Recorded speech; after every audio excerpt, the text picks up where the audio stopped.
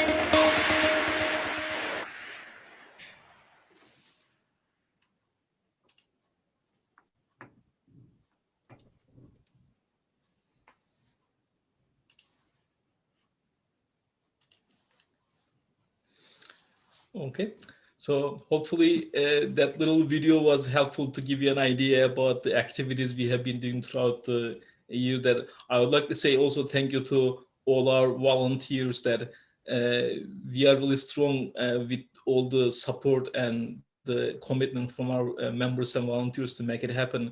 Uh, as I mentioned, even the COVID has been a big impact for everybody and all the neighborhoods and communities. But our members still want to do something during the COVID. And as you can see from the videos that they still went out and did food box donations for the families who didn't have food in their homes, that they made donations for that. And right now we are doing another campaign nowadays to have 100 boxes of hand wipes and sanitary wipes, and plus boxes of different food and winterized items that we'll be collecting and then making those donations to the rescue mission, also food bank at the same time, that we wanted to still step up. Even the challenges are big and people are right now detached and not connected, and they still want to do their duty as the community members. As the CNY Rise Center, our motto is we rise while lifting others. And if we have that kind of a community that we all care for one another, and if we all lift one another, our community will be a better place, and nobody will be feeling alone and left behind. That we can all do something little, even just sometimes we don't have anything to give, just our attention and spending time with them and caring about them will make that difference. So again, I want to say thank you to all our members, making the CNY Rise Center a big part of the Syracuse community. So we are grateful for that. So coming back to tonight, our topic is, as I mentioned, is how did the COVID-19 impacted especially our neighborhoods and especially the low-income families. That we have gathered together a little video that shows some examples. It starts with a quick little numbers and statistics shared by the Pew Research to see what happened for different families throughout the country. And also, we will be also hearing a specific story of a family, what they had to deal with during the COVID also. And then we'll continue from there. So give me 1 second, let me share one more time.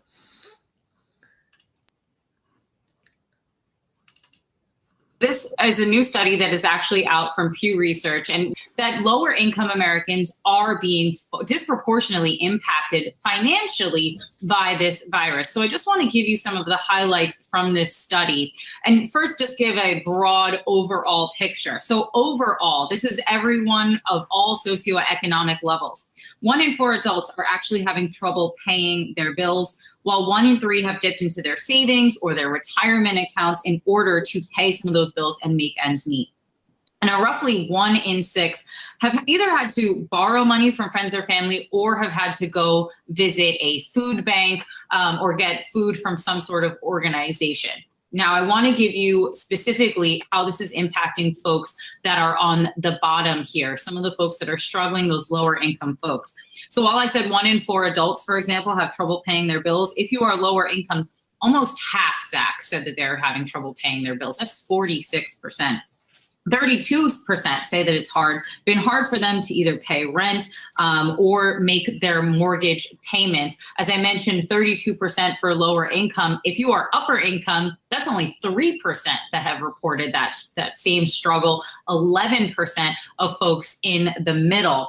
And about half of those folks, those adults that lost their job, those millions of Americans that you and I have been chatting about week after week that lost their job, half of them say that they have actually not found a new job yet. They are still unemployed. Grocery store prices have been rising for months. In the last few months, have you noticed a change in grocery prices? Immensely. They've risen quite a bit. I definitely have to pick what we absolutely need instead of kind of what we want. Meat and veal jumped more than 20% between March and June. Poultry and eggs up more than 7%. Fresh vegetables and cereal also rising more than 3%. But the spiking prices means many families can't afford to get the food they need. More than 29 million Americans said they didn't have enough to eat at some point in July. And food banks across the U.S. are overwhelmed. I'm a cafeteria lady. When coronavirus hit, I lost my job. COVID is, it's like a curse that won't go away. And even though nobody in my house has been sick, and I'm thankful for that, it has been traumatizing. I absolutely have no income. My daughter hasn't received any type of stimulus check or any type of extra grant or benefits. When did you know that you weren't going to be able to make rent? I had already applied for a renter's relief, but I eventually got denied for that services because I'm not on any public services. I had a court notice on my door to show up to court on June 6th. So I was being evicted for non-paying of rent. I said, I have $2,800 for you. We'll come up with a verbal agreement before we even go to court, and I could save my home. He said, I'll see you in court. I got to watch the judge evict 4 people prior to me, so my hopes were very low. So I'm panicking, and it's my turn. And then he says, okay, well, she's going to give me $2,800. What about July's rent? Well, I didn't have July's rent. And he says, you know what, Your Honor? You just give her your money back, because I don't want to rent to her anymore. And the judge said, okay, so this Friday, I will have no place to go. I will be homeless with my daughter out on the street.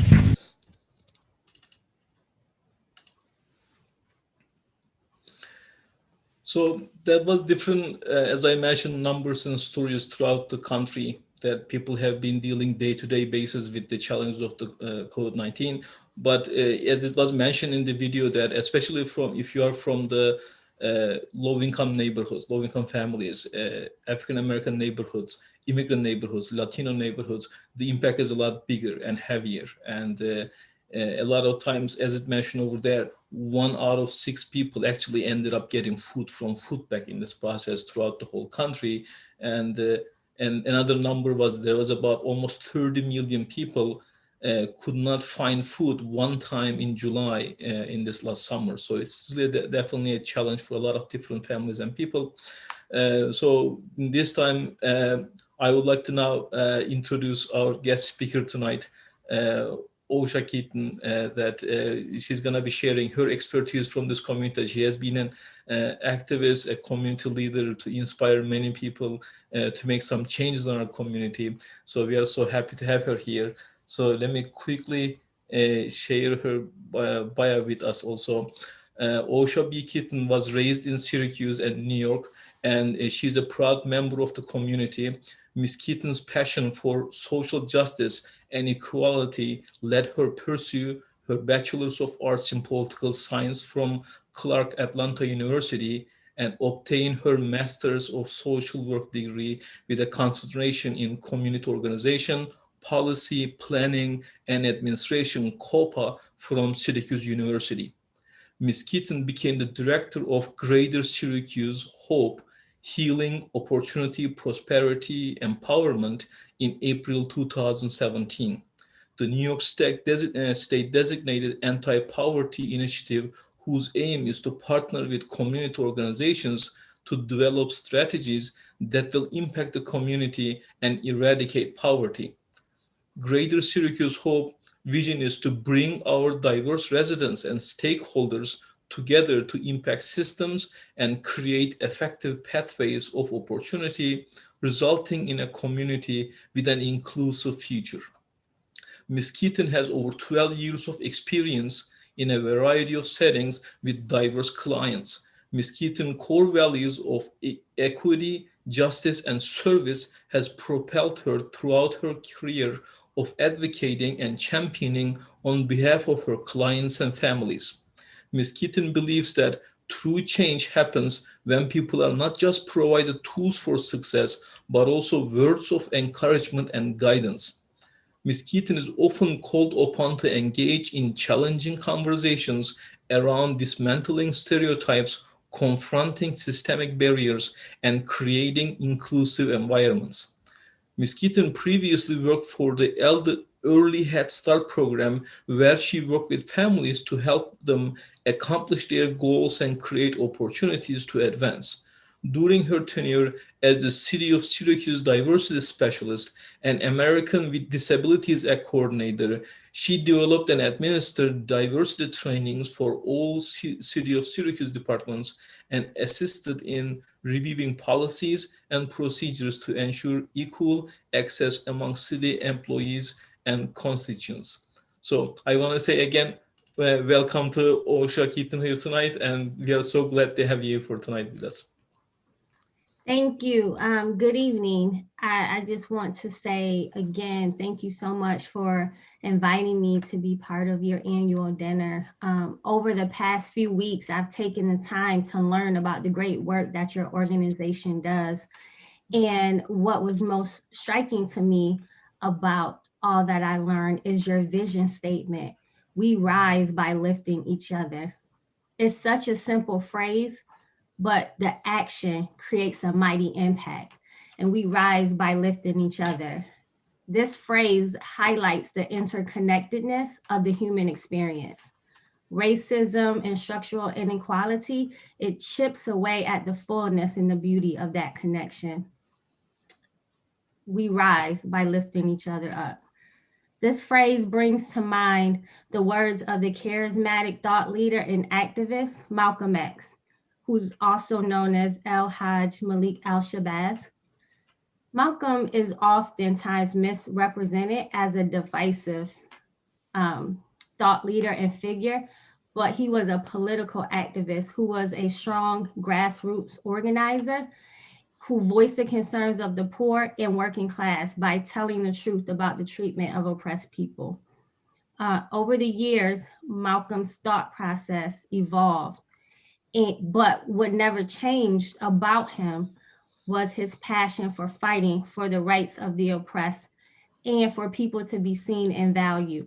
Because when something is valued, they are sufficiently cared for. Prior to his assassination, Malcolm made the holy pilgrimage to Mecca, where he immersed himself in the true teachings of Islam.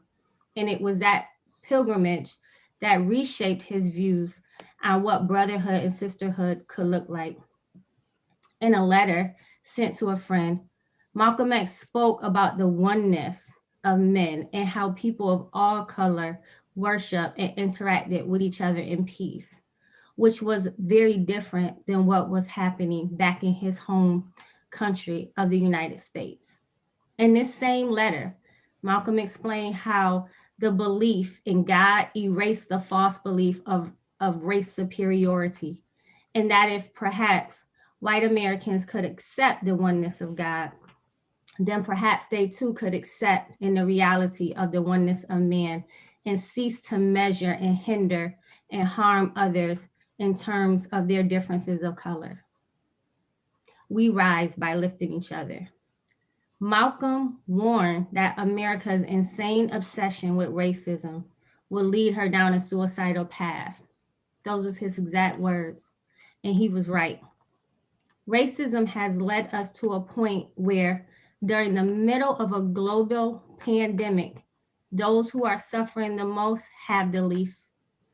The political philosophy of Malcolm shows us that structural racism is a violation of human rights and run contrary to the idea of a free nation.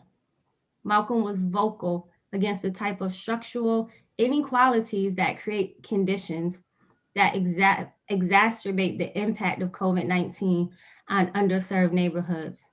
Here in Syracuse, and as Tim showed us in the video, across the nation. I'm going to share my screen at this point and show some slides that further drives home this point, as well as highlight certain key points in the COVID-19 survey that was completed.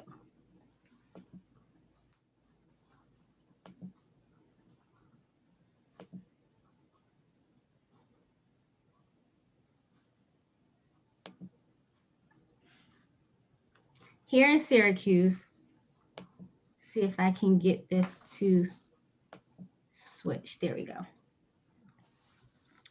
Here in Syracuse, there is an issue around poverty, but also concentrated poverty.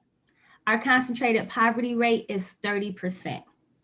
And here's what you need to know about concentrated poverty. Concentrated poverty is when 40% or more of the neighborhood residents make below federal poverty guidelines. So what that means is that persons earning below an individual will have to earn below $13,000, or a family of 3 will have to earn less than $22,000. There are at least 19 neighborhoods here in Syracuse that are classified as being high in concentrated poverty. And in these same neighborhoods, over half of the children in the city are currently experiencing poverty. This slide that I'm showing you now are the census tracts that Greater Syracuse Hope seek to serve through our many partners with community members.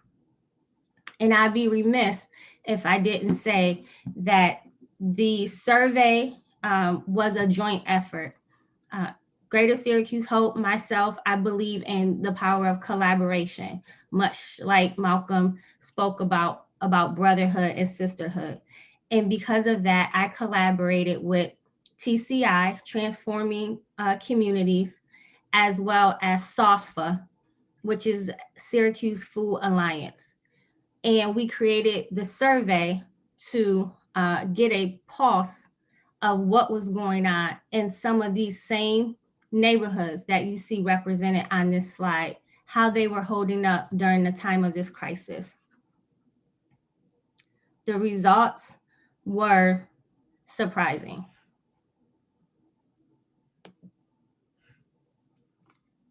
Prior to the pandemic, 51% of Syracuse families said that they were rent burdened. The pandemic added another level of devastation to these already fragile communities.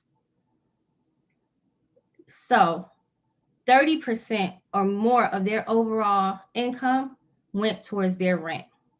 Once COVID hit, the survey showed that the amount of people who became concerned about the ability to pay their rent doubled.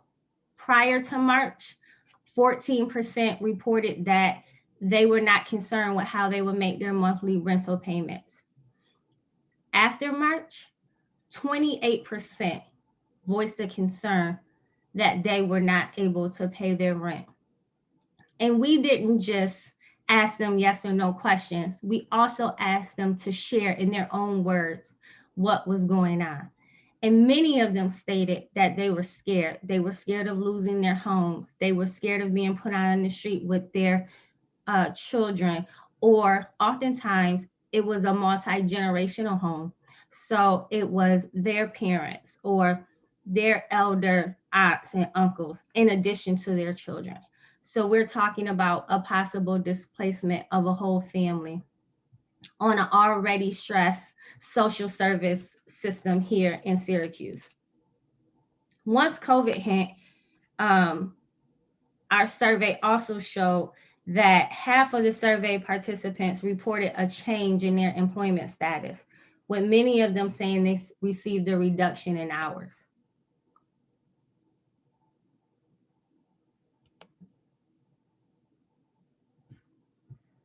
Food was also a big issue. A lot of the survey respondents stated that they did not know where their next meal was going to come from, because at that point in time of the survey distribution, they were relying on the food giveaways that were currently going on in the city of Syracuse at that time. And again, many of them expressed fear and concern about what will happen next once the food giveaways stop. The survey showed that there was an increase in government of assistance of at least 10%. These numbers quantify the impact of the pandemic, and it also shows an early indicator of where Syracuse is probably going to be hit the hardest as far as what social services will be needed for families. Health, housing, and technology access were all great issues of concern. people reported that if they were to get sick, they were reluctant to go to the hospital because they felt that they didn't know if they would receive fair and equitable treatment. They also expressed concern about getting COVID by going into the emergency rooms or the doctor's office. So a lot of people in the early stages of the pandemic was not seeking preventative care for fear of contracting the illness and either dying, I hate to say that, or becoming so sick that they would be out of work for an extended period of time and ultimately lose their job. Technology access was a huge issue. 1 out of 4 households stated that they did not have internet access or reliable internet access. A lot of those same households also had children. So when you think about distant learning and you think about how can the children learn if the parents don't have the technology needed to provide them with an equitable education. And as we know, this Syracuse City School District does have some hurdles in its way when it's talking about its graduation rate and that rising. So what COVID-19 has done to this community in the nation is really rip the veil off of these structural inequalities that are not new. They have been going on since I say around the 1930s because of the fact of racism. A lot of the policies was made because of this concept of otherness. And because one person looks different from another, the thought process also drives people to believe that they do not deserve a good quality of life. But that is not the case. Because again, as your vision statement so eloquently puts it, we rise by lifting each other up. And as Malcolm X warned and urged this country to really seek the oneness of each other, we'll never get through the pandemic, the health pandemic of COVID-19, but more importantly, the pandemic of racism if we don't start seeing the oneness of each other and lifting each other up. On my last slide, I did provide a link to the full COVID survey results. However, I want to urge everyone who is listening on YouTube to also go to Greater Syracuse Hope's website, and the full survey results are listed there. I want to wrap up my comments right now to open the floor to any questions or comments that you all may have so that we can have a conversation around some of these results and some of the points that I made. And again, thank you so much for having me speak at your annual dinner.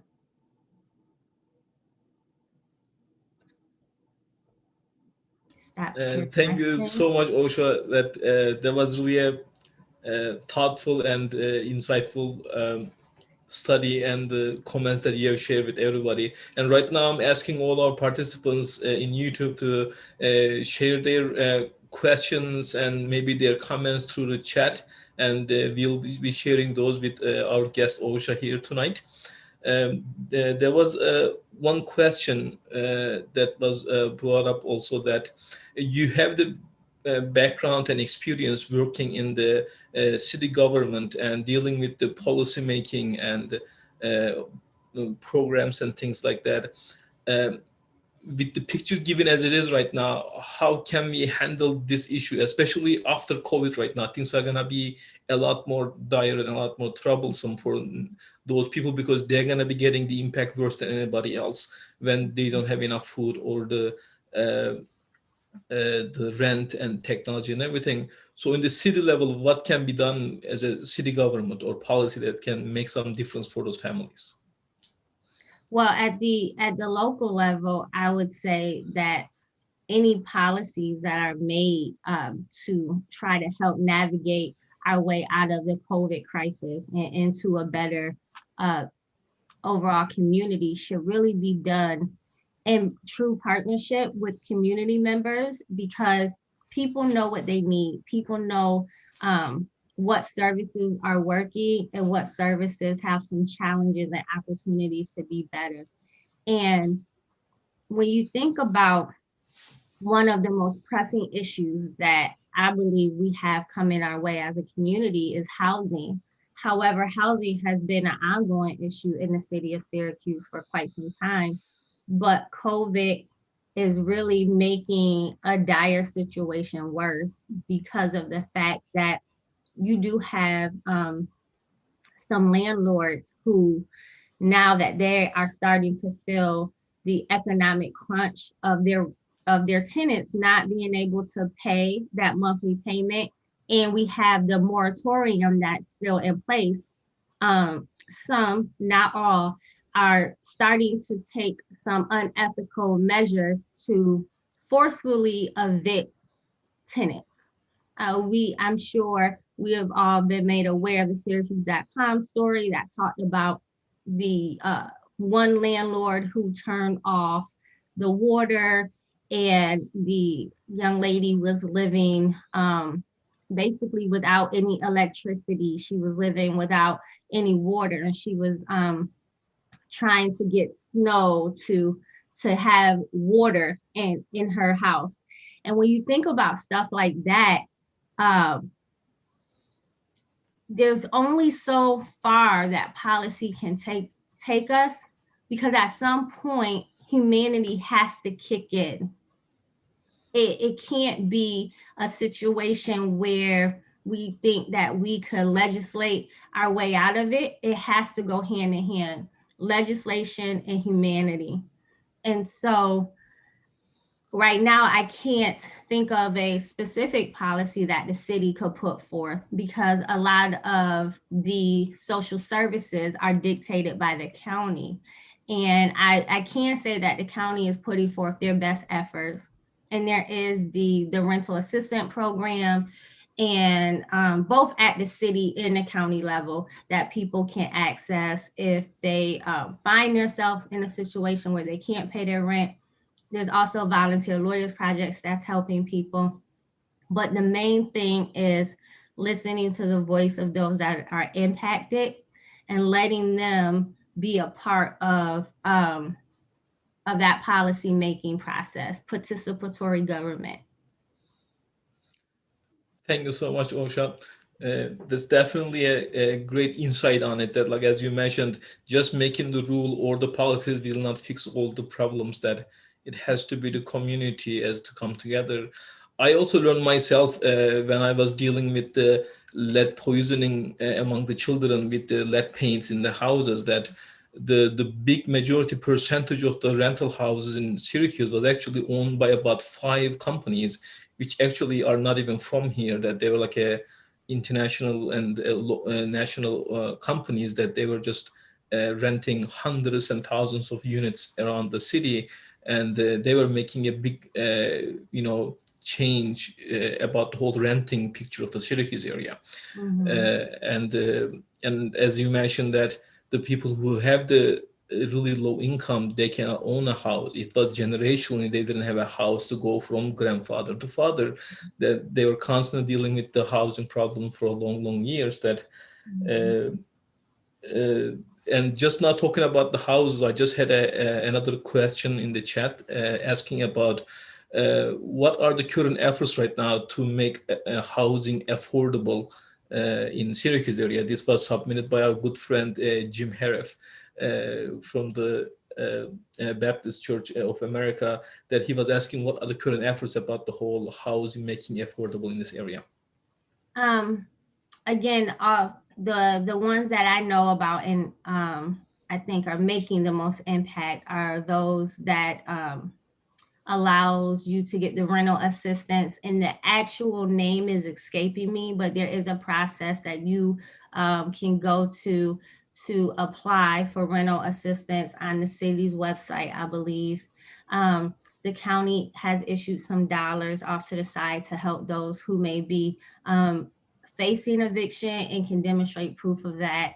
And so those are like the immediate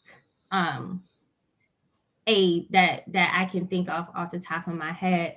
Long term, I know that there is some conversations being had about ways to use some of the old or abandoned housing and reconvert them into affordable housing for individuals. As you know, through your work with the lead crisis, Syracuse has a lot of older housing stock. So that means a lot of those houses are not safe from like a lead perspective, right? To move people in, especially people who have young kids.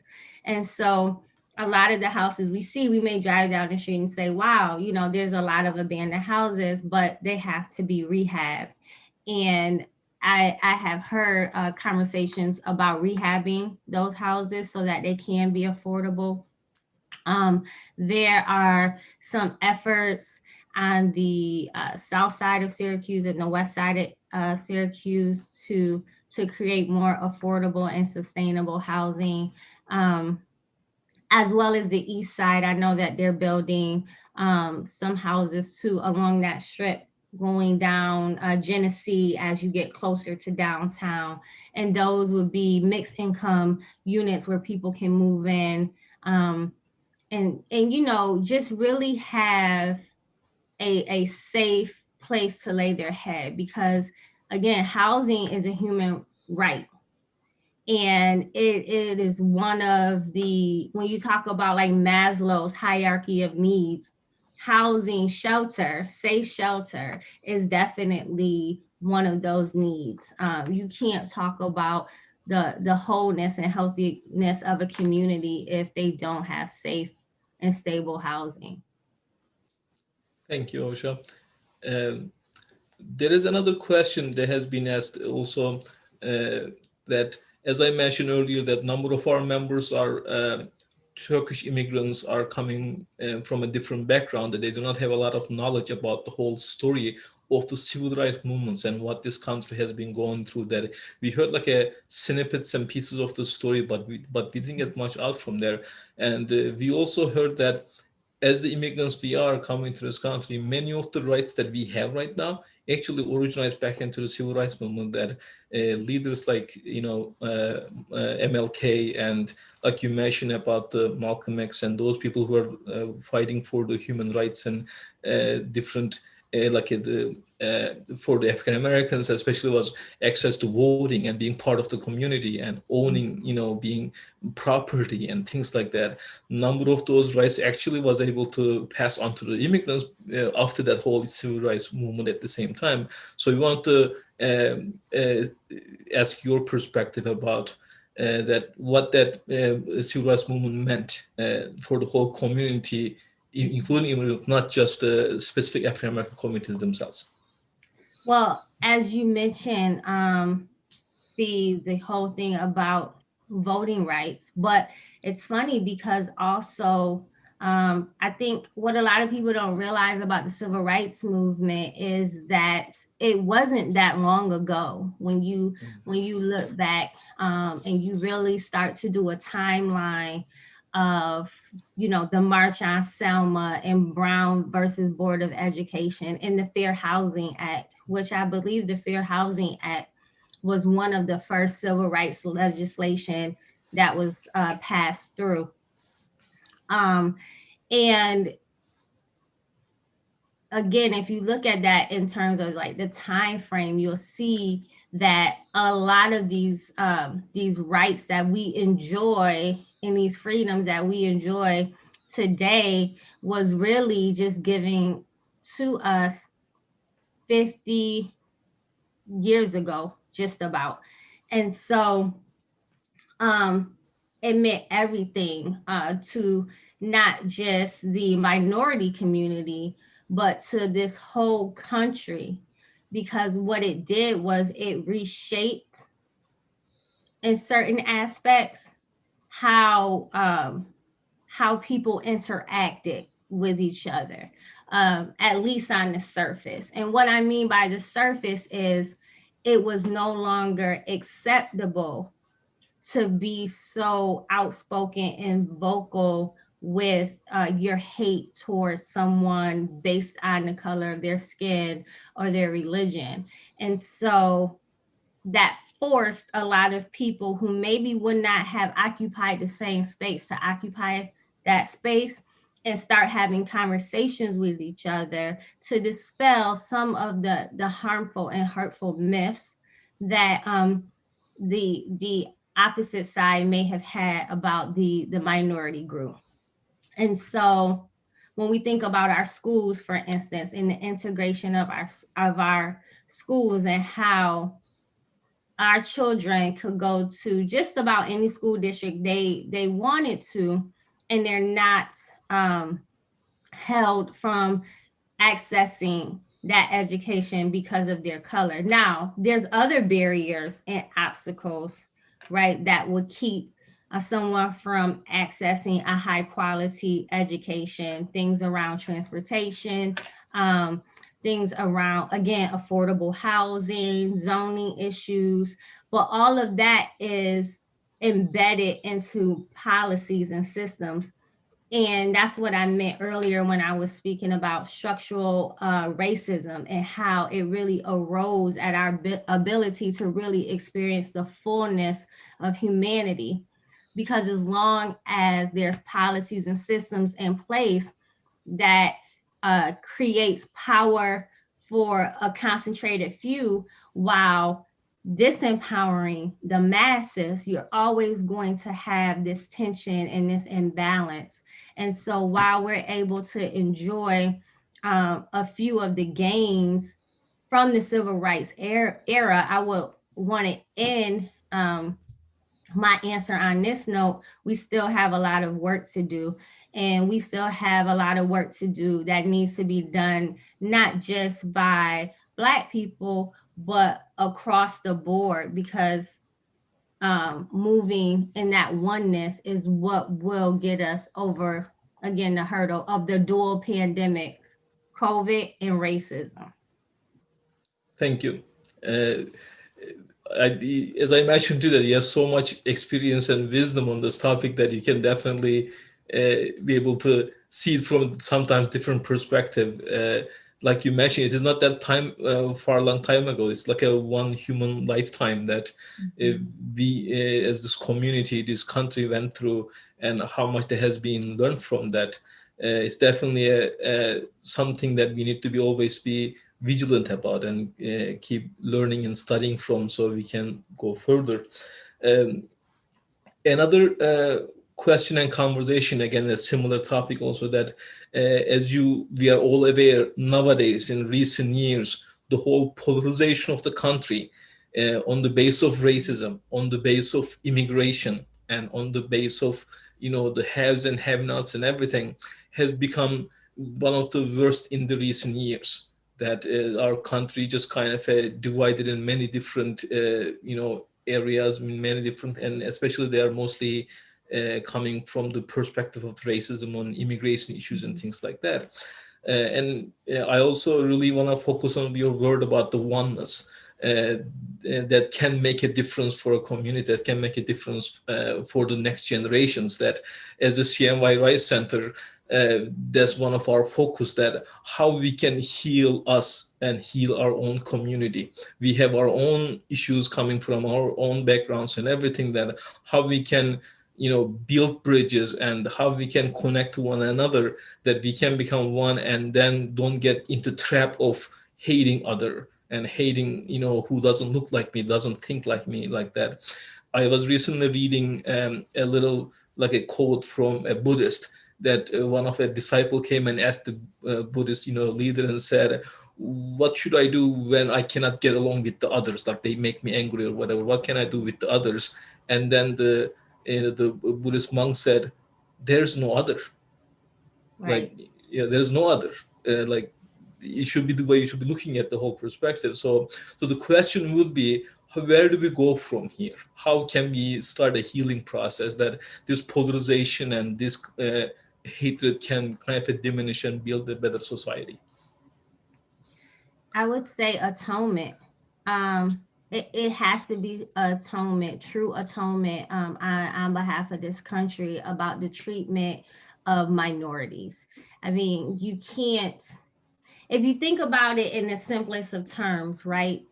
Let's say we're in the same household and I come up to you, Tim, and I smack you. I would never do this, but let's just say I did do that. And then I leave the house. And then I come back weeks later and I say, let's work together, Tim, and let's make this awesome dinner.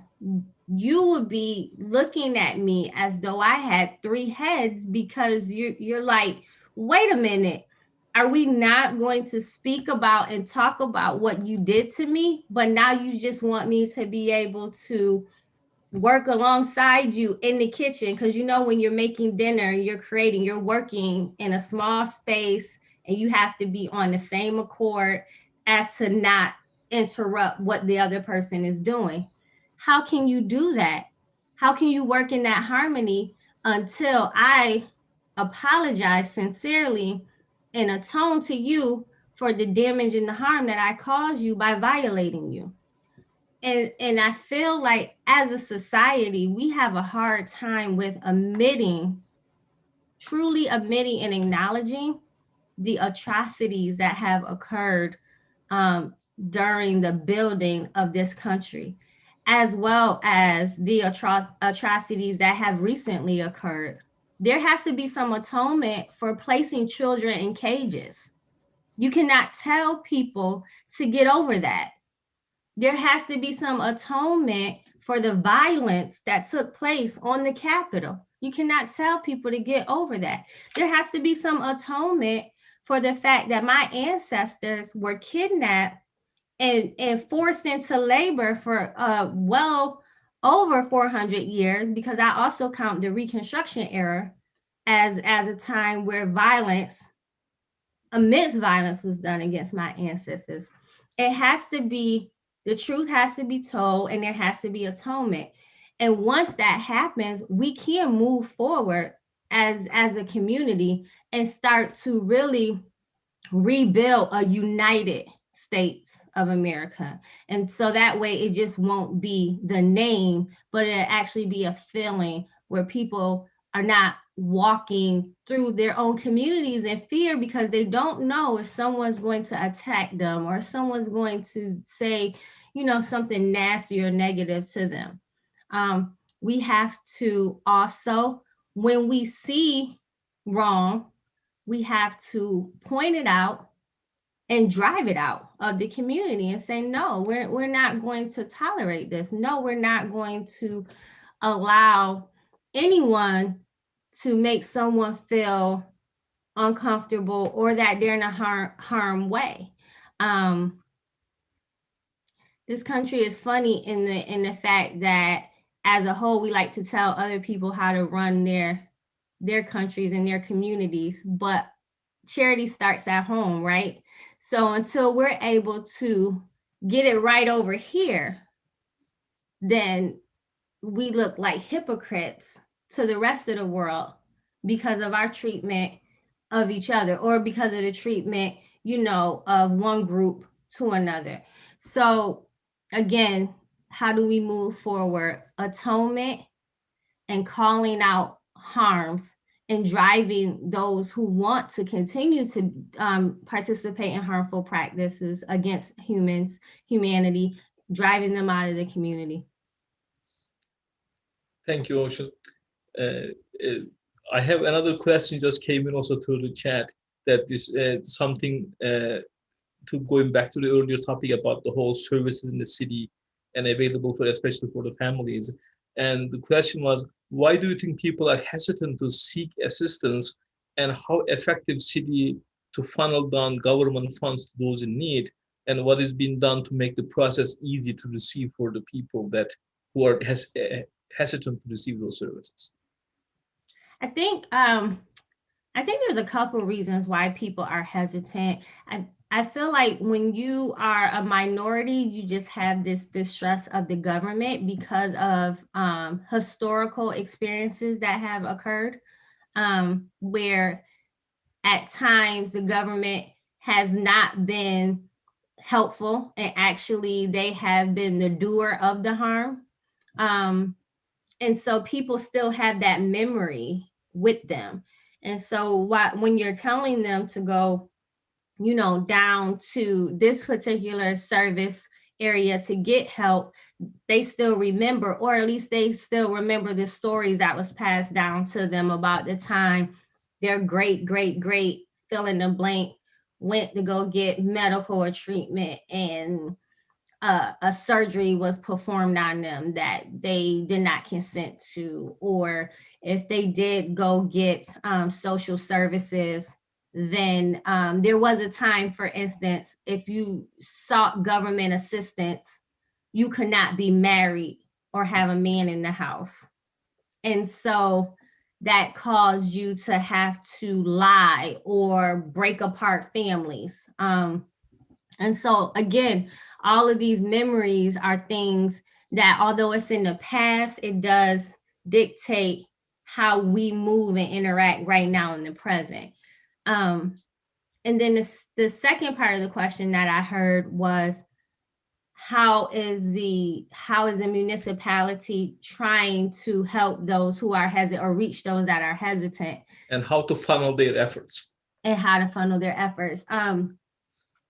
I think one of the things that they're doing is trying to give the community all of the information around those resources. I think that they are trying to be transparent as possible about resources and services when they have them. Like, this is where you can come and get help free of charge. We won't ask you any questions. But it's a long haul. I'm really right now thinking about, like, for instance, the COVID vaccine. There's a lot of mistrust in my community about this vaccine. And a lot of that, again, stems from the historical medical abuse that was done to a lot of people in my community by the government, experiments that were done on us, forced sterilizations that happened. And so people remember this. This is a vivid memory. Trauma actually repeated trauma gets into your DNA, and it becomes a memory, and it alters your DNA. And there's a whole lot of science behind what that does, repeated trauma to genetically altering your DNA and your response to a stimulus that reminds you of the trauma. And so in this instance, the government is the stimulus that reminds the people of the trauma. So the best way that I could think that we can help make sure that accurate information is being given to our community members is to be informed, and you can be informed by knowing who your representatives are, not just your common counselors, but also who are your legislators, who's over your district. Don't be afraid to talk to them and ask them questions. And because the more comfortable and knowledgeable we are, we can bring that information back to our communities. And I would say too is, to the extent that you can, try to research a little bit on your own too, so you can know what's going on and what's out there. Because those resources do need to get to our communities, because as the numbers from the survey showed us, locally and nationally, it is the minority community that's being hardest hit with all of this stuff. And so we definitely need to make sure that accurate information is being put out there and that the resources are getting to those who need it. So I hope I answered the question.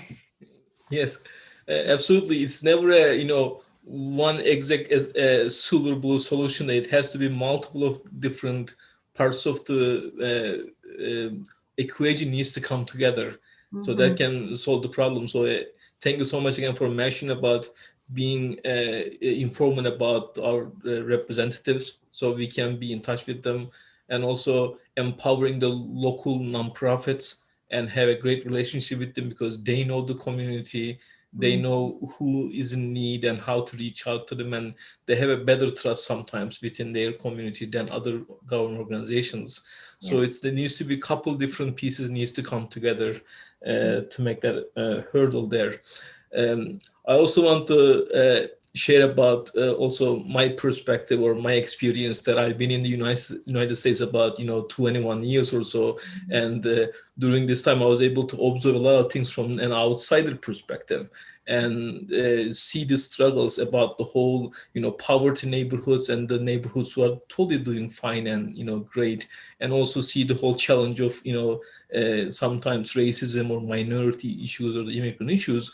But what I love about the United States is that there's always that energy about how to deal with it, how to fix it. And I was talking to one of my friends, and I said, I'm not a politically actively person. I'm not really kind of a this direction Republican or Democrat or something. But in this country, we actually had a black president that the majority of the country has voted for him, and he was there for 2 terms.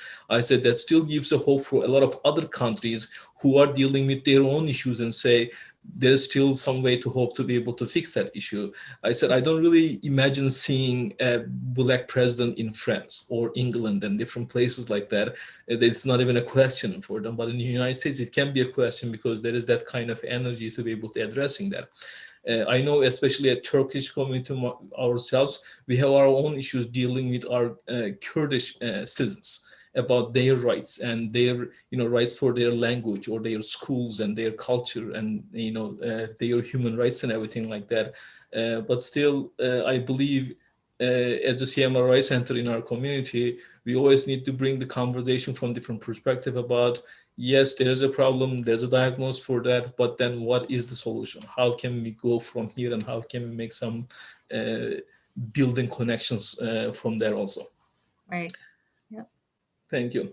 And there's another question also came that's saying that what are your thoughts about the neighborhoods that you have been in contact with during the COVID area? What was your perspective when you were seeing and observing during the whole COVID area? What was your intake from there? The one word that comes to mind is resilient.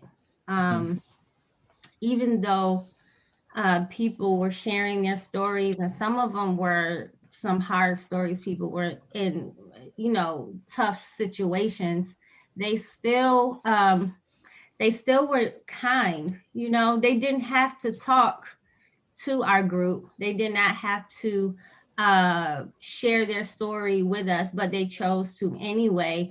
And it was more so just because of the fact that even though they were out walking around, made eye contact, still took the time to say hello and to greet each other. And so that's one thing that I always say to describe just the Syracuse community as a whole, is that we're resilient people, we're hard workers. And that's the same thing that I saw in those neighborhoods as we were talking to people. And not just during the pandemic, but through the whole duration that Greater Syracuse Hope has been around and been an initiative. A lot of the stories, to be honest with you, are not that different from when it was a global pandemic, right? Because they were already struggling. So for some of them, these struggles are just ongoing, but now you just have the fear of getting sick from this disease, this virus that is very deadly.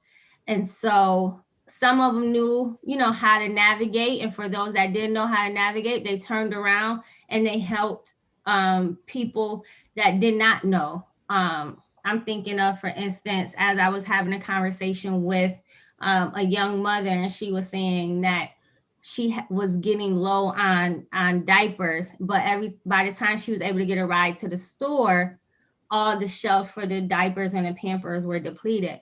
But someone overheard her, came up to her and told her where there were some diaper banks. And you can go to this diaper bank over here or call this number. So I saw a lot of neighbors helping neighbors. They understood that they needed to look out for each other so that we could get through this. And what I will say is that what I find in a lot of the neighborhoods that are deemed low income, there's always this sense of collectiveness when it's time for help. And living in a neighborhood that could be seen as one of the more stable middle income neighborhoods in Syracuse, I don't see that same feeling over here. Like, for instance, if I had an issue, I don't necessarily know which one of my neighbors I could go to for help.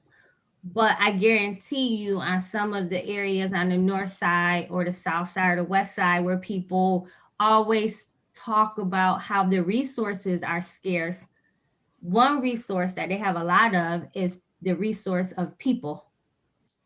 They rely on each other, they help each other, they bring in each other plates of food. And so that's not an issue for them.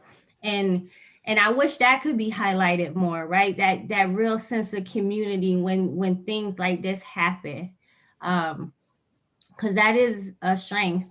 The other thing that I noticed in the neighborhoods during the pandemic is that we can't just, as an overall community, we can't just set up temporary fixes to make ourselves feel better, right? So it's not enough to just have food drives or clothes giveaway. We need to try to figure out from a sustainable standpoint what could be done to help people. And people really need to have income that is where they're earning a livable wage, right? $15 is the bare minimum, but a lot of people are surprised when I give this fact.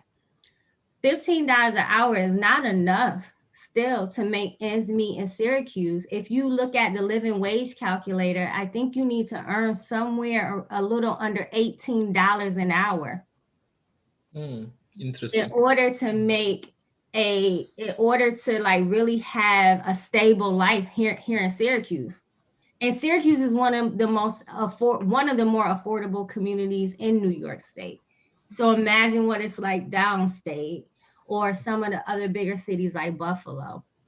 So there needs to be more conversations around how can we put people, not just place them in jobs, but on career paths so that they're able to navigate their way out of their current situation.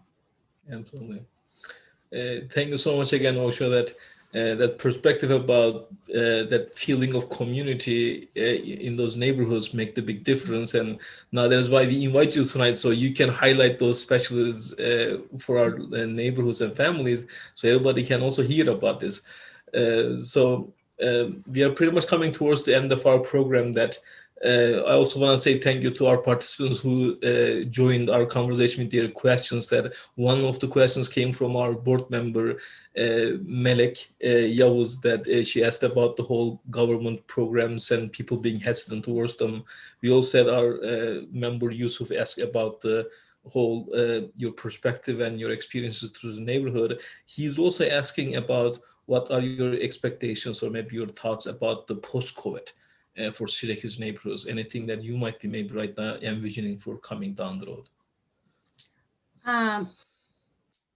So I would say if I could like wave a little wand and get us through the pandemic, what I would want to see is a Syracuse where there are more opportunities for people to be able to stay here with their families because they feel like this is a safe community where they have the resources to take care of their families. And, again, those resources look like sustainable employment, good quality housing, transportation. Not everybody can afford a car, Not everybody wants a car, but we should be able to have good public transportation. And so I would want to envision a Syracuse where all of those things are just embedded in the fabric of the community, as well as a situation where everyone feels like they are part of the solution, because they know that their voices matter, that their voices can be heard. So that's a little Pollyanna sunshine of me, but that's what I envision for a post-COVID Syracuse. Wonderful. We all join in your also your envisioning that we are going to keep working on it. There is a famous story from the Islamic background that when Prophet Abraham was going to be put into the pit of fire, there was a little ant was carrying a tiny little bit of a drop of water towards the Prophet Abraham, and an angel asked the ant, like, "What's your point? Like, tiny little bit of a water is not going to maintain anything. Why are you bothering yourself?" And the ant said, "At least I am on that path. Like, at least I'm showing my side, where I am, what I want to do with the whole situation. That I believe if all these ants come together and bring all their water together, we can make some change in the community. That all the efforts are going to work together." So we want to say thank you again for joining us tonight. That we have learned a lot from you, and I believe our viewers also on the YouTube channel has been also appreciating your ideas, thoughts, and comments also. So we are, as I mentioned to you before, that looking forward to long-term partnerships, because you care about our Syracuse community, we care about the Syracuse community, that we want to make something special and valuable that we can do with our limited efforts. So we want to thank all of our friends and members joining us tonight. Before I close, I want to quickly also share one of our upcoming events. So the people right now who are participating, that they can be aware that by next month, in March, our women's club will be having an online cooking class. So if you're interested in joining, let me quickly share that little flyer with everybody, and you can get more information for this through our website also. And if you want to get informed about our upcoming events, you can go to our website and fill out our contact form, that you will be able to get information for what's happening for our center. So on March 13th at 11 a.m., everybody is welcome to join for this special cooking class, that they'll be doing a potato pizza and a raspberry pie. And you can respond to our email, cmyriseladies@gmail.com, by March 9th. And they'll be sending you the recipe and ingredients and everything. That normally, again, we do this kind of activities at the Rice Center itself, and we cook together, we share stories together, and have food and breakfast together. But nowadays, we have to do it virtually. But if you want to join, you're all welcome to be a part of it. Also, we are right now in the process of finalizing our Ramadan plans. That Ramadan will be starting on April 13th. And we'll be doing a couple events during the Ramadan also. So please keep in touch with us, and we'll be happy to let you join some special activities and programs. And we'll be celebrating this special month of Ramadan. And also, if you want to support our activities, go to our website and make a donation to the CNY Rice Center. We are a nonprofit organization, so it's going to be tax deductible. So we are also expecting our members to support us financially. So that's it for tonight, that we had a special program. We are so happy to have Osha with us and share her stories and experiences. And you know how to contact us, and we'll be happy to have you in the future programs together. So thank you, Osha. It was lovely, an honor to have you here tonight. All right, thank you. Have a good evening. Okay, wonderful. Goodbye, everybody, and see you at the next program. Have a wonderful day.